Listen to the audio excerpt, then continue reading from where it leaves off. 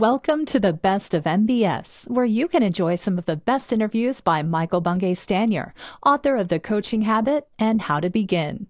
Today's an exciting day. I'm talking today to Dr. Marshall Goldsmith, and anybody who's thought at all about how to work well in organizations, how to think differently about business, how to get the most out of yourself, out of your leaders, out of your people in organizations will have come across Marshall's work. He's written 23 books, and he's been acclaimed by many organizations and institutions as one of the great thinkers in business and in HR.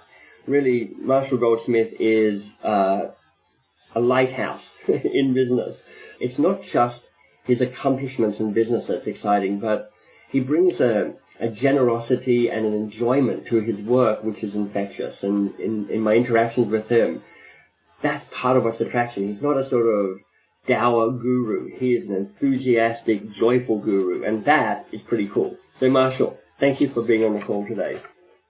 Very, very happy to be here. Thank you for asking me. And Marshall, is there anything you want to add to that introduction, just so people get a sense of who you are and where you've come from? Because I'm sure I've missed out a great deal. Well, I do three things. One is I teach classes or give talks. Second is I do something called executive coaching, and my clients are either CEOs or could be CEOs of multi-billion-dollar corporations. And the third thing is what you talk mostly about is I write and edit books and articles, and I have regular blogs on harvardbusiness.org and businessweek.com.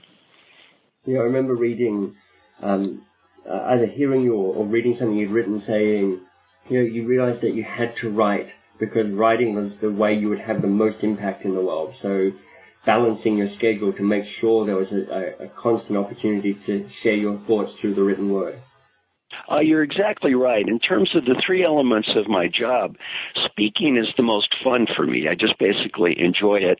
Coaching is where I learn the most. And if you look at most of my writing, it's what I learned through coaching. Yeah. And writing is where I reach the most people. As you mentioned, my website, I give everything away. We just passed a milestone last week. The 2,000th piece was just taken off the website from one of our readers, and they've come from 188 countries, which is great. The 2 millionth piece. Wow, 2 million pieces. That's fantastic. So I'm going to give that URL now. That's the MarshallGoldsmithLibrary.com, and it's a vast reservoir of smart stuff. So people should already be clicking that on and going to that to start downloading some more stuff. Thank you. The more, the better. That's a pleasure. One of the reasons I do these interviews, Marshall, is to try and get more people more access to great thinking and people that matter. So I'm thrilled to hopefully be able to introduce you to a few people around the world. The very few people who haven't already bumped into you. Marshall, tell me, because I love hearing people's individual stories of great work. Can you share a story of your own great work?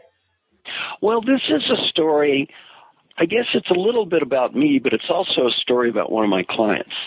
This person was the number 2 person in a huge multi-billion-dollar corporation.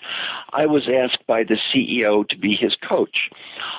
In coaching him, I worked with him for about a year and a half, and my mission was to help him achieve a positive long-term change in behavior. Mm-hmm. And the way I work is I don't get paid if my clients don't get better. Better's not judged by me or them. It's judged by all the people around them. Although I was hired to work with him, my guess is about 200 people improved. Yeah. There was just massive improvement throughout the company. And I learned so much from working with him. I actually spent less time personally with him than anyone I ever coached. The work had by far the biggest impact of anything I'd ever done. And I learned so much from him at the end of the project. I told him, I said, well, I appreciate getting paid. The reality is I should be paying you. Right. I said, I learned so much from you in this project that basically I should be paying you. And he really helped me change my whole view of executive coaching and the way I work. I asked him, what should I learn from you as my wonderful client? Hey, I spent less time with you than anyone I coached, yet the impact was the greatest. What should I learn from you? And he taught me some great lessons. The first thing he said, Marshall, he said, don't ever make this coaching process about you. This process was about me and my team and the people around my team and our efforts to get better. And the first thing you need to learn as a coach is don't make the coaching process about you, make it about your clients. Right. And then he said another thing was very profound. He said, the way your coaching process works, you have one major challenge in life, great clients. If you have great clients, your coaching process will always work. If you do not have the right clients, your coaching process will never work. And I realized he was right. Then he said, in terms of my role as a leader, it's not a whole lot different. He said, I have to have great people. If I don't have great people, I'm not going to be a success as a leader. And then he said, I'm no different than you. Every day I come to work, I tell myself, leadership is not about me. It's about the people I'm leading. Well, the great lesson I learned from my client is my coaching process should not be about me. It should be about my clients. Mm-hmm. Almost everything written in my field about executive coaching, to me, completely misses the point. Everything is written that indicates, the great coach does this, the great coach does this, the great coach does something else, so-and-so is a great coach. I think this totally misses the point. The focus should not be on the great coach. The focus should be on the great clients. The great client does this, the great client does this. And to me, the key variable for success in what I do is not me. It's the great people that I work with. And this gentleman taught me such a great lesson that I've carried over. And we have a coaching partnership called Marshall Goldsmith Partners. And the coach in our coaching network that has the best results is probably the coach with the least qualifications on paper. Right. Yet he gets fantastic results. He doesn't have fancy PhDs and lots of degrees. He just ends up getting results with his clients. And the reason he gets results, probably better than my results overall, is because he doesn't get lost in his own ego. He doesn't make it all about him. He makes it about his clients. So to me, this is a great example of great work in the sense that I was hired to work with a client. The company paid me for the work I did. And the reality is the client taught me far more than I taught the client. And, the client and I are still great friends and we still are together all the time, have dinner, talk and stuff, and learn so much from this client. Marshall, let me ask you, because it's a powerful insight. I think one of the sort of core truths about great work, which is it's not all about you. Great work can often get encapsulated into the sort of the solo hero striding out doing great things. And part of what you're sharing there is around it's not about you. And in fact, it's as much about who you have around you to support you and challenge you and learn from. But the phrase, don't get tripped up by your own ego, easy to say, really difficult to do. I mean, what insights can you offer around managing those ego needs? Well, the one thing I do that helps me in my coaching is I only get paid if my clients achieve positive long-term change in behavior. Right. That's pretty humbling because, I've not gotten paid a few years. Right. And when you go a year and a half of working with someone and don't get paid, it kind of teaches you a lesson. If I'm so smart, how come I just wasted a year of my time and didn't get paid? Maybe I'm not that smart. Maybe I'm not that wonderful. And what I've learned is, quit trying to save people and have religious conversions and to think I'm some know-it-all, and really to focus on my clients and what they need. And it's been a very powerful and positive business learning for me. And it goes back to the next question you wanted to talk to me about. When do you say yes and when do you say no? Right. And the thing I've learned in my job is don't take bad business. Right. Now, let me give you an example of a couple of times when I should have said no. Yeah, please. I worked, and I'm going to give you two cases.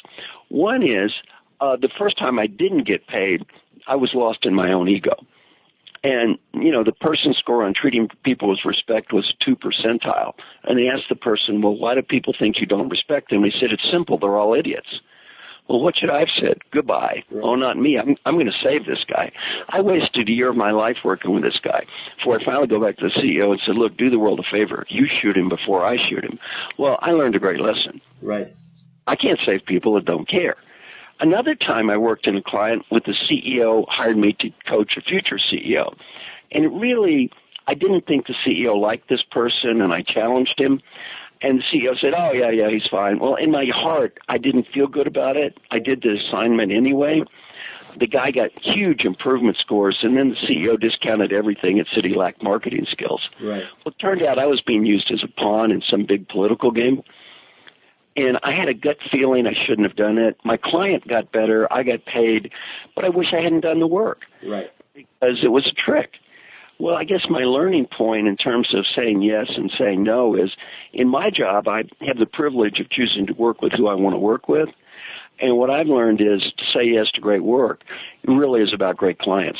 Yeah. I need to make sure that if my clients are dedicated, they try to work hard, and they try to get better, their issue is truly behavioral, not intellectual, technical, or functional. And number three, if they're given a fair chance, my process always works. Right. If these conditions do not exist, I need to say no.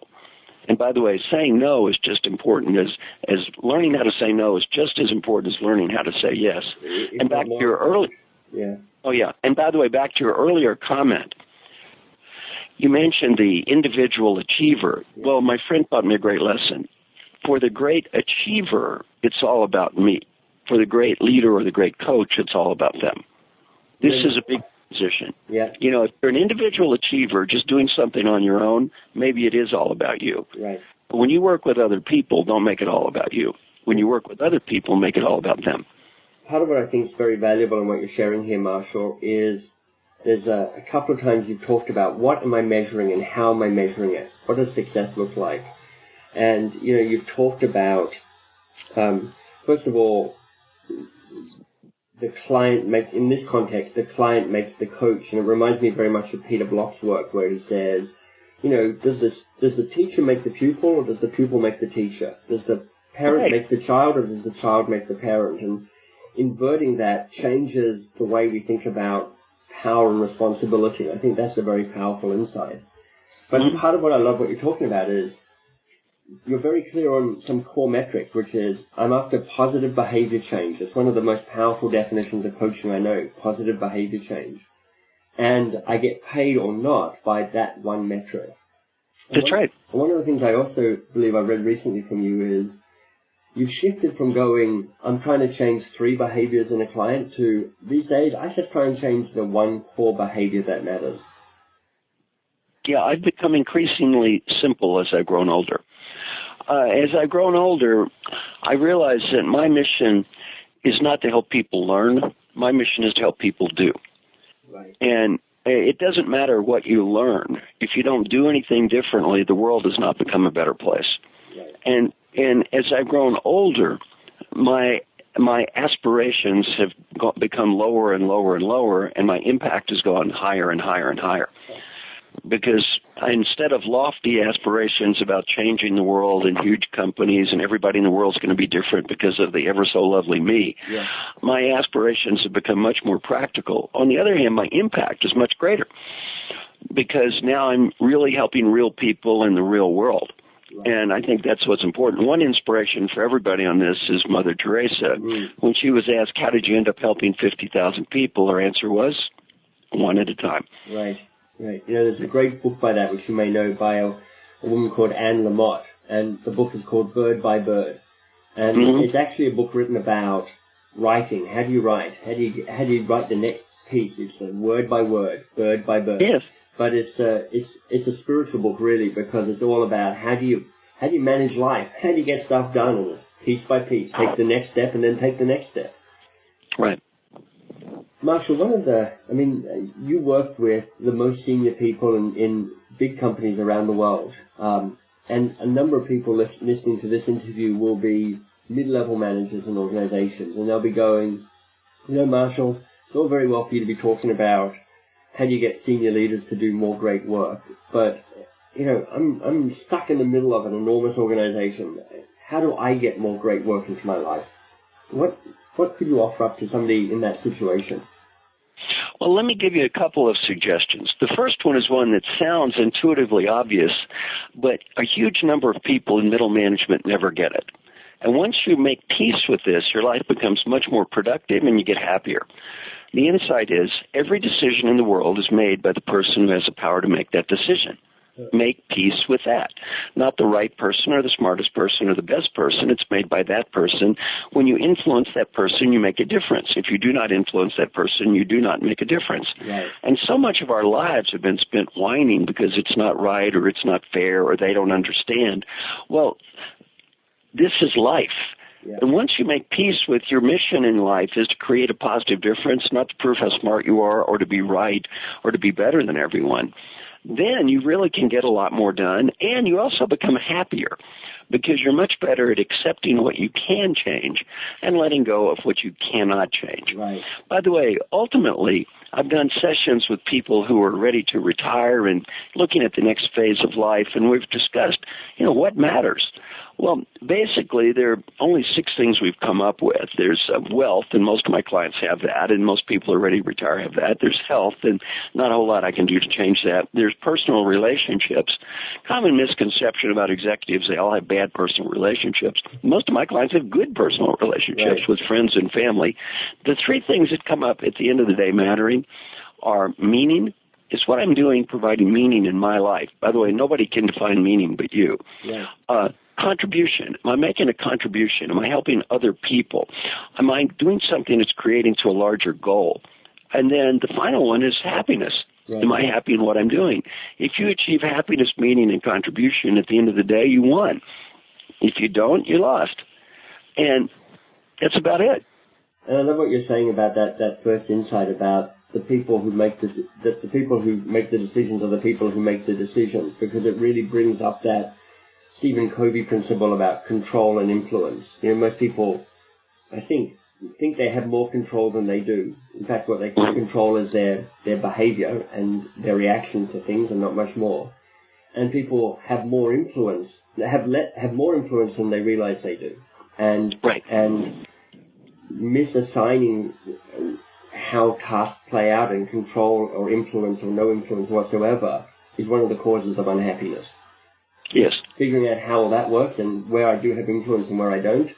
If you can get that right, then, like you say, you end up being a whole lot happier and having more impact. Exactly. A wonderful insight. That's a powerful takeaway for an individual. You've also sat in a place where you can look across organizations and go, I'm understanding how organizations around the world work. And organizations are as hungry for great work as individuals are, and also find it as elusive as individuals often do. At an organizational level, what do you see is getting in the way of great work? I think I'm going to talk about this now, not from the organizational perspective, but from the individual perspective, because I'm really not an expert on organizational issues. I'm much more an expert on micro issues. Mm-hmm. Again, I think the major thing that gets in the way of our great work is our own egos. And also taking responsibility for our own lives. If you're in a position where you're not making a contribution, you're not finding happiness or meaning, all right, no matter how painful it may be, do something else. Go back to school. Learn something. Get in another job.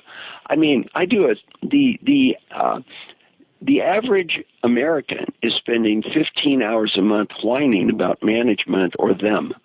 Right. Well, you know what? Take that 15 hours a month and go back to school and learn something new and develop your own career. And if you're not happy, get out. Right. And I refuse to kind of accept the fact that anybody in rich countries like ours is totally trapped and cannot leave and must stay in this job for eternity. We can all get out. I'm not saying it's easy to get out. It can be painful to get out. Right. But you can get out if you're willing to pay the price. So my advice is, if you're not happy with where you are, you're not finding meaning, and you're not making a contribution, life is too short. Okay. Life is too short. Right. And then the second thing, if you're going to stay, have a positive attitude and find meaning. You can almost always create meaning wherever you are. Find a way to make a contribution and find a way to be happy. And a lot of our happiness doesn't come from the outside anyway. It comes from the inside. Right. So I think that's very powerful. And, part of the insight around great work is it is a subjective measure. Great work, right. Great work is what great work is for you, what meaning is for you. And part of the discipline of great work, and this is what you're pointing to here, I think, Marshall, is saying, figure out what meaning is for you. Figure out what makes you happy, because if you don't know that stuff, it's pretty difficult to find. And actually creating some time and space to devote to that generating of insight around what makes you tick will allow you to build and create a life of meaning and impact and happiness. Well, I think this is the reason why your work is so important. The reality is, what we're talking about is something that is not taught in schools. Right. We're spending thousands of hours memorizing details that we're all going to forget anyway. Mm-hmm. But nobody's talking about life, how to find meaning, how to find great work, how to do something that matters. Instead, we're memorizing when was the Peloponnesian War. Who cares? Right. So we're missing the big stuff with an excessive focus on trivia. Marshall, I'm going to ask you just a minute to sort of share any final thoughts you might have around great work and how individuals can find more great work in organizations. But before I do, how can people find out more about your work, the books you've written, the services you provide? I mean, if people want to go, I need more Marshall in my life, where are they going to find you? Well, there's two ways. One is go to www.marshall with two L's, goldsmithlibrary.com, and go to free resources. I have videos, audios, articles. I'm a Buddhist. I give everything away. My basic attitude is I'm going to die anyway. I might as well do some good here. You can copy, share, download, duplicate, even modify all of my work any way you want to. I don't care. So I don't have any worries about people. Somebody said he'd stolen my material. I said, you can't steal my material. You can't steal what people give you. Right. It's impossible. I have a foolproof security system. You cannot steal anything I've ever done. You cannot steal what people give you. So please feel free to use any of my materials any way it helps you or anyone else have a better life. And if anyone ever wants to contact me personally, my email address is very simple. It's Marshall, Marshall, at marshallgoldsmith.com. Perfect. That's wonderful. Marshall, any final thoughts or comments before you go? One final exercise I recommend for everyone is take a deep breath. Imagine you're 95 years old and you're just getting ready to die. And ask yourself, what advice would the wise 95-year-old who's facing death and knows what mattered in life and what didn't and what's important and what wasn't have for the person that's listening right now? And whatever you're thinking, do that. And a friend of mine interviewed old folks who were facing death, and three themes come up in their answers to this question. What advice would you have had for the younger you? First one is be happy now. Not next week, not next month, or not next year. The great Western disease is sweeping the world. I'll be happy when I get the status, the BMW, the condo. The person facing death is when. We all have the same win. Yeah. First advice, learn to find happiness now, and if you can't find it in what you're doing, find something else to do. Life is too short. Number two is people. Whatever you do, take the time to try to help people, build relationships with people, friends, family, people you work with. The main reason to do it has nothing to do with status or money. The main reason is the 95-year-old you will be proud of you because you did and disappointed if you don't. And then the third one is go for it. Life is short. Old people seldom regret the risk that they took and failed. They almost always regret the risk they didn't take. So go for it. Awesome. That's my advice. That is right. You can't end on a better note than go for it. So, Marshall, thank you. I really appreciate the time. This is another act of generosity on your part to give away your insights and your time and your thoughtfulness about what makes great work flourish in organizations. So, Marshall, thank you very much. Thank you for asking me. Thanks for joining us for the Best of MBS. You can discover more great content in MBS's newsletter and in his books at mbs.works. If you picked up a copy of my best-selling book, How to Begin, Start Doing Something That Matters, well, there are additional downloads and templates and videos you can get at howtobegin.com.